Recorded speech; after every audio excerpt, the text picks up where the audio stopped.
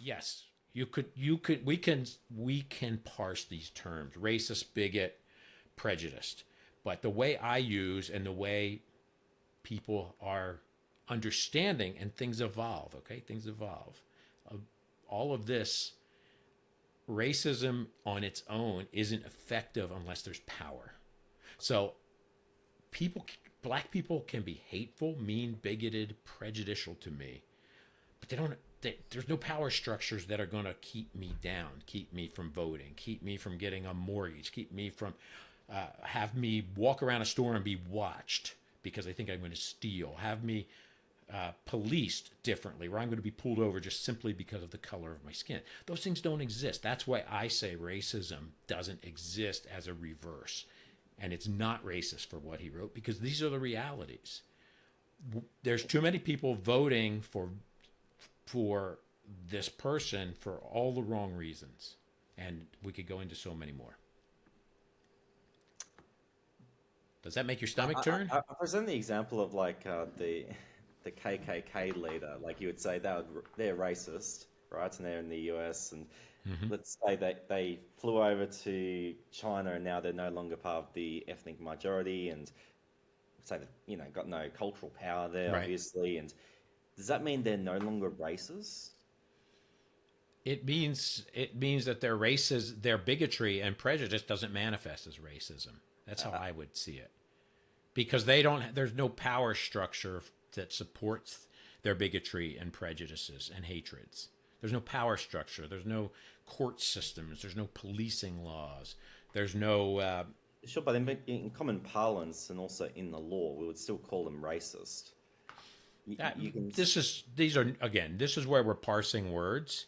But I think I did give this some thought, thinking we might talk about this. Here's why I continue to say, I could concede and say, you're right, they're all racist. I'm going to not do that. And here's why. I'm going to say, look, by calling all of that racist, it really takes away. When we put everybody that's mean, bigoted, prejudicial into the same bucket as racist, it takes away from the argument and the reality that we live in a society, in most Western cultures, we live in a society that is tilted in the favor of white privilege, white men in particular. And that's where it waters it down and it whitewashes it some. So I have stopped using the term racist to mean towards another. That's bigoted, that's prejudicial, that's hatred. But when I think about reverse racism, I don't think it exists because of the reasons I'm stating, because there's no power structure to support people of a different ethnicity, color, sexual orientation, whatever. Well, that's not really racist, but people who don't look like me harming me.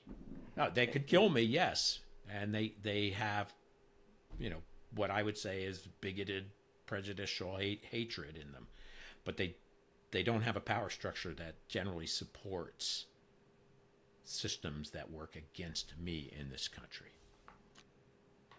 I've just never. It's like a new definition of the word racism to include like oppressive power structures into And the maybe it is. idea of racism.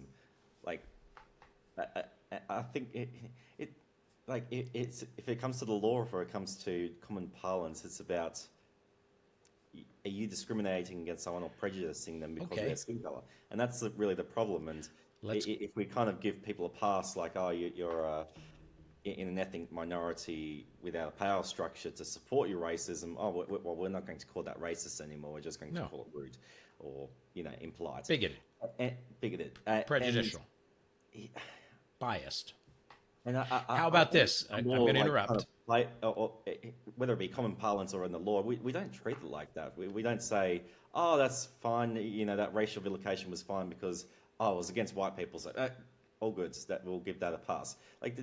And I don't think that's helpful. Like treating people differently because of their race in terms of this definition. The term itself, some people would say, is racist. Like if a certain action is only considered racist because of your race, and yeah, that But let's go back to common parlance. yeah. Let's go back to common parlance. And you said it seemed like it's a recently made up definition. And it may be. I don't know. I haven't investigated.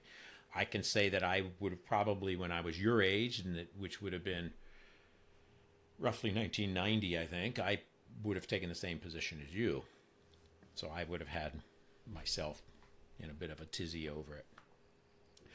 But I think common parlance has changed. And if I look at common parlance was written, let's just look at who tells the story of what we called yesterday here Columbus Day. I was taught he discovered America like no one had ever been here before, except for there were people living here for thousands of years. And mind you, even some of the Nordics had been here.